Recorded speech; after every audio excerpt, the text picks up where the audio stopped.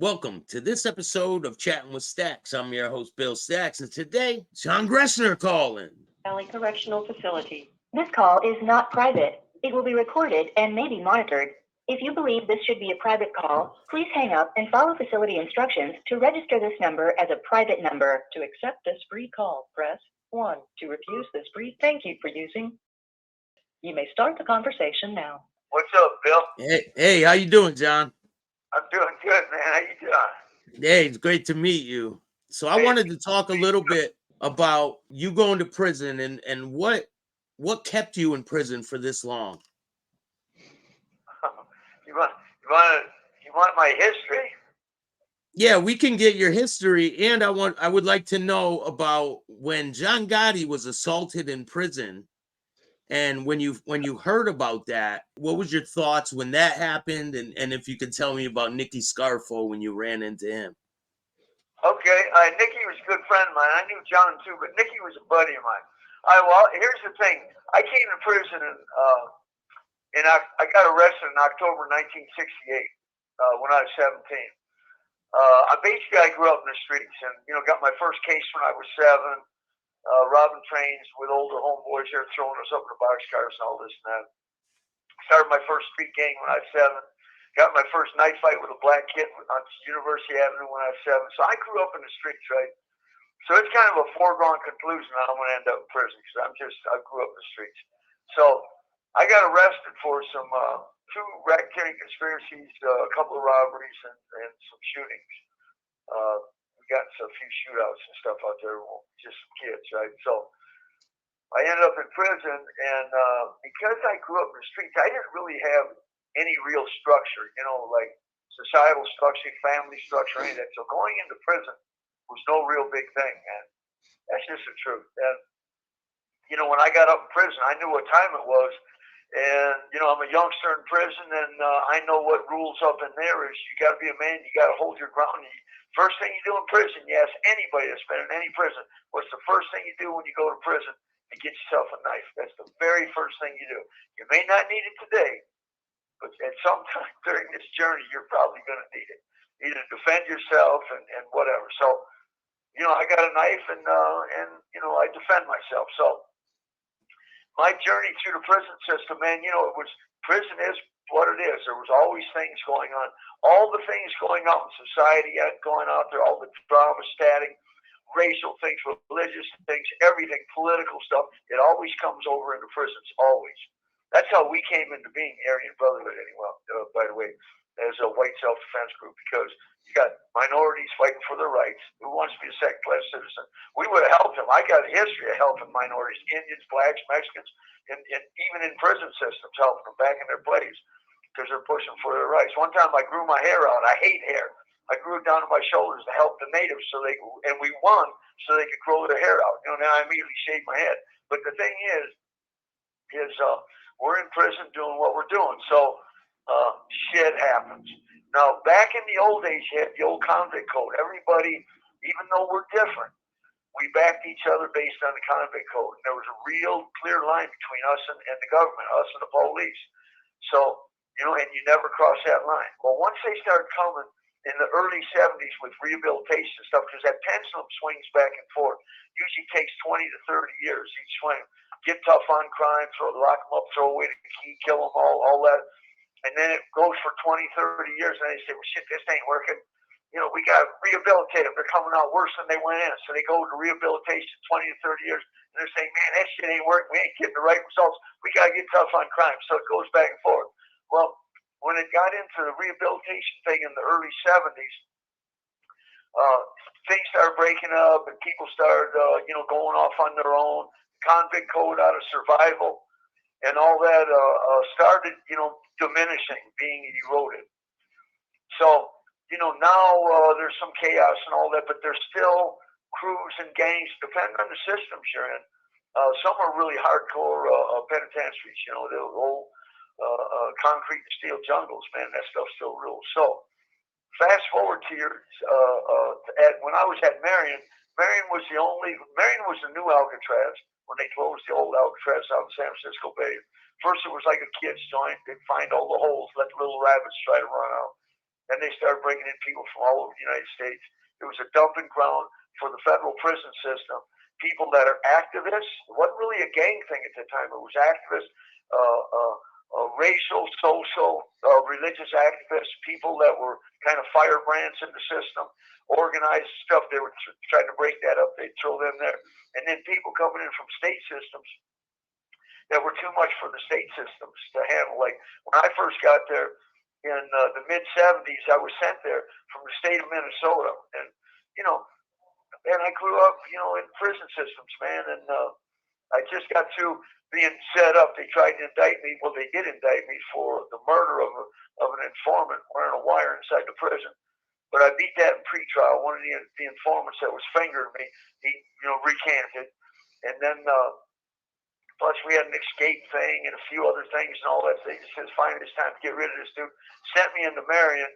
And when I get into Marion, that's what that was. It was the new Alcatraz. But it was basically a respectful environment at that time. It was old convicts. They know how to do that time. And listen, it's real simple in prison how to do your time. It's called common courtesy and respect. You respect the next man. You treat people with common courtesy. It's real simple. Like in the California prisons, if I go behind you, I say, excuse me, behind you, or excuse me, sir, behind you. Everyone says that. Blacks come behind me, excuse me, sir, behind you. If cops come behind me, excuse me, sir, behind you. If I go behind a cop, man, excuse me, behind you. The reason it's like that is because people get killed from behind. You know, they come up and cut your throat.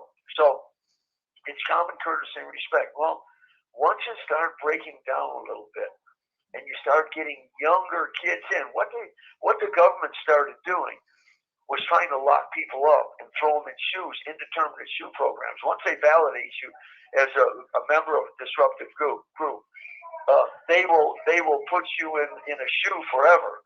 The security housing units called indeterminate shoe programs. Well, that left a vacuum. So all the youngsters start coming up. They're trying to figure out their way and trying to carry it however they can carry it to the best of their ability. And so new MOs are introduced, how they're doing things. And some of it's tore up, some of it they aren't adhering to the old ways. So you start getting a lot of chaos. Now you start getting a lot of different gang interaction, gang warfare, a lot of racial stuff. It's like it's kind of crazy. You'd think the more that people would win their rights in the country and get stuff, the more they would assimilate and integrate themselves into the social system and the mores of that, you know, how to act this and that. But it ain't working that way. The more power they get, the more power they want, and you start seeing more crime, more gang stuff, and all that. So that carries into the prison systems. This leads to warfare. Now, getting to John Gotti, I think he was an E or F block. D block in Marion was the tip block, organized crime block, and all that. I was always in D block.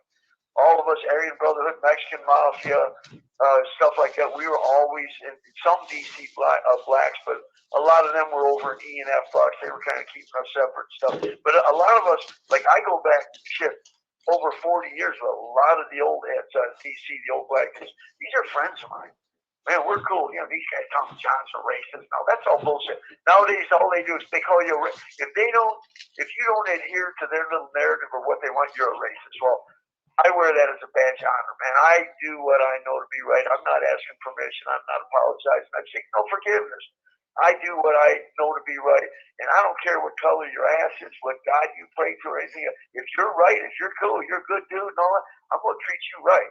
That's just how it is. So, there was a lot of stuff going on at Marion. You're always going to get somebody driving up in there that's a dumbass, that doesn't know how to do time, doesn't know how to interact with crews and all that, and they'll stir something up, and this can function if you don't have people around them. This is why at the top of crews, you need cool heads, you need level heads to straighten stuff up and call a spade and call what it is. If somebody's wrong, even if it's your own, you got to correct it. You got to call it like that.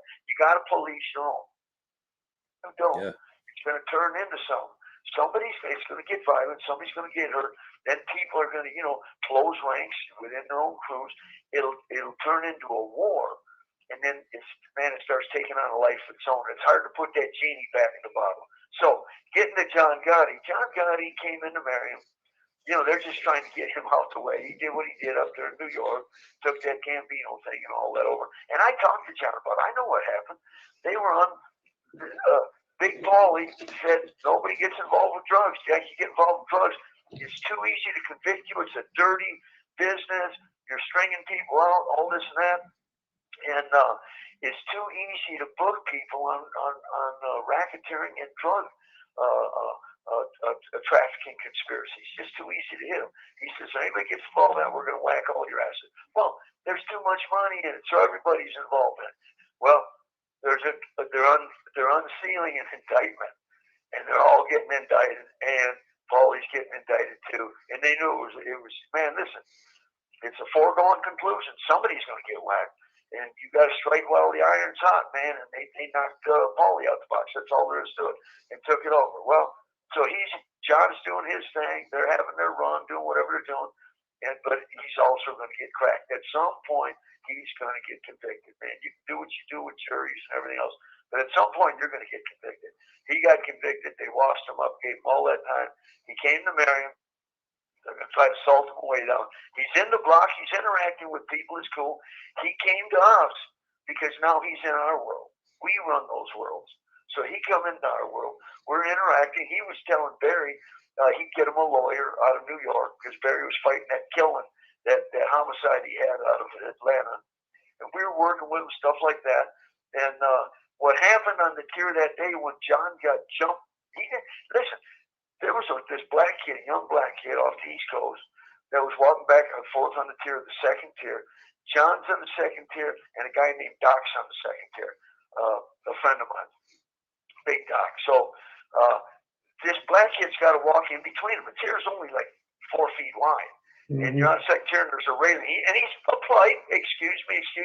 Finally, he walked through because he's got to walk back and forth to get to his cell. And John said, man, what the fuck you keep walking in between us for? He said, man, I got to go to my cell. It turned into an argument. And that turned into a fist fight. Well, John's fighting now. It's just so happened the kid's bigger than him, younger than him, and he's a pugilist. He can fight a little bit, right? But John's fighting. John, he's knocking out 500 push-ups every day, sit-ups. He's with the program, the prison program. And he's banging with the kid, but he's getting knocked down. He's jumping right back up, banging some more. Well, that turned into a thing, right? So John can't accept that. And he's wanting some kid back. Well, they separated this black kid from everybody. In fact, I was on the tier with that black kid when they moved us all up to the new Alcatraz of the Rockies in ADX in Florence, Colorado. And I was on the tier with them out there on the main line. The population, when I got out of the shoe, because I was back in the shoe again, I got arrested in 92 on some bunk-ass air piracy thing. And then, so I was in the shoe for another 7 years. I got out, and I was on this guy would never come out of a cell. And we're in boxcar cells. So you're in a cell with a barred front on it, and then a boxcar on the front of that, meaning like a front porch, maybe 4 feet out, and it's solid. And it's locked at all times, so you can't get to him. John wanted some action with that dude.